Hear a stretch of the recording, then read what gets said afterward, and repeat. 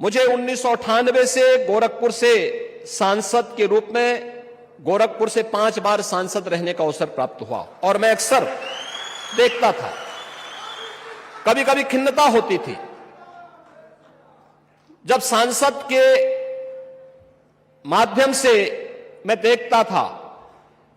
कांग्रेस के 10 वर्ष के उस कार्यकाल को भी मैंने देखा था, मन बड़ा खिन्न होता था, कहता था यार क्या सब, कहां देश को ले जाना चाहते हैं ये लोग। कोई नेशनल एजेंडा नहीं था उनके एजेंडे में, न युवा था, न महिलाएं थी, न गरीब था, न किसान था। उनका एजेंडा स्वार्थ पर आधारित था।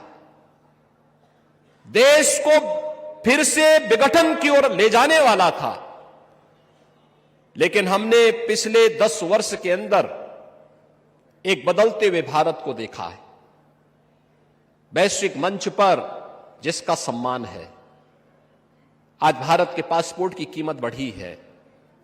आज भारत दुनिया के अंदर कहीं भी जाता है, भारत का 140 करोड़ की आबादी में से कोई भी भारतीय दुनिया के अंदर कहीं भी जाता है, उसका सम्मान, लोग उसको सम्मान की निगाहों से देखते हैं। सीमाएं सुरक्षित हुई है।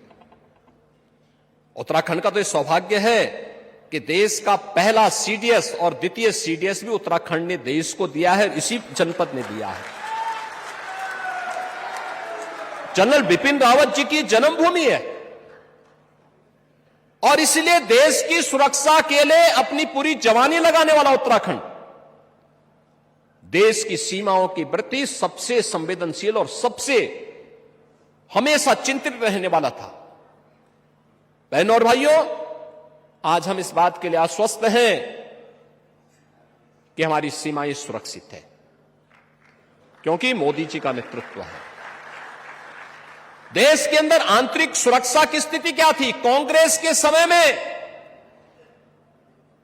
लगभग 150 जनपद देश कैसे थे जो भीषण नक्सलवाद की चपेट में थे।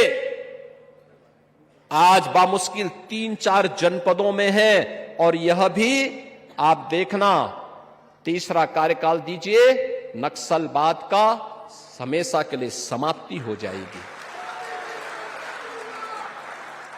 कश्मीर में उग्र आतंकवाद की समस्या का समाधान हो गया है। धारा 370 समाप्त की। आज से 4 दिन पहले मैं स्वयं जम्मू कश्मीर में था, भारतीय जनता पार्टी के समर्थन के लिए गया था।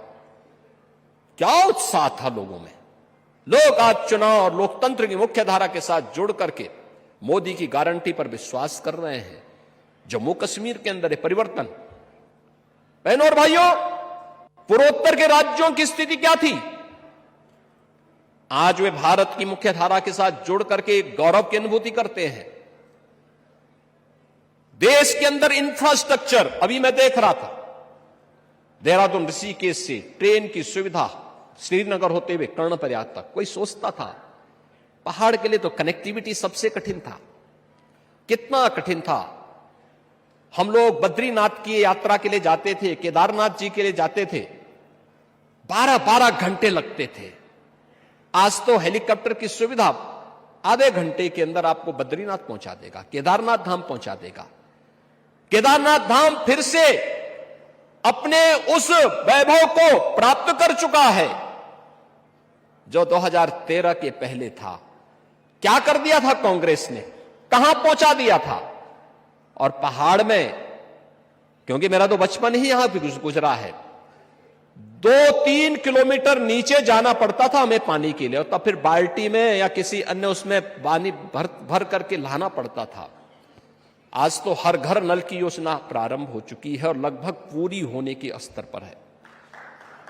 ईंधन के लिए लकड़ी बीनना पड़ता था, क्योंकि कांग्रेस के लोग तो केरोसिन भी नहीं दे पाते थे। आज हर घर को रसोई गैस के सिलेंडर दे दिए गए।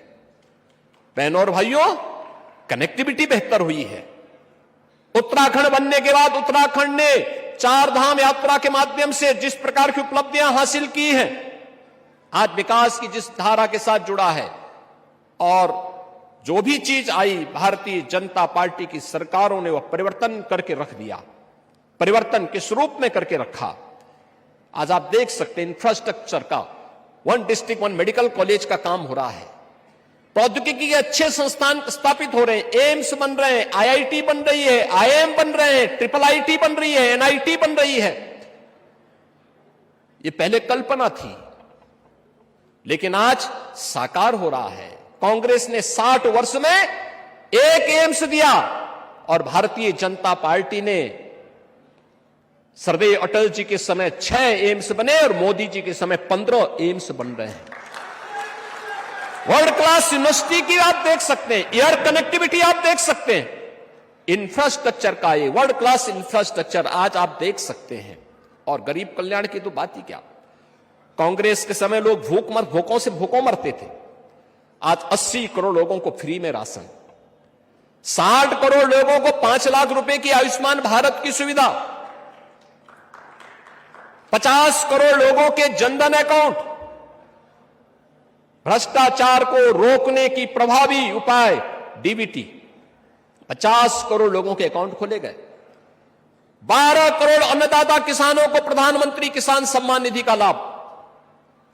बहन और भाइयों, 10 करोड़ गरीबों के घर में उज्ज्वला योजना के फ्री में कनेक्शन, 4 करोड़ गरीबों को आवास, और आज के संकल्प पत्र में कहा गया कि 3 करोड़ और को देंगे। अभी आज ही के संकल्प पत्र में प्रधानमंत्री जी ने कहा है। बिजली 2.5 करोड़ घरों तक पहुंचा दी गई। ये गरीब कल्याण की योजना है। कांग्रेस करती नहीं थी, मोदी जी ने करके दिखा दिया।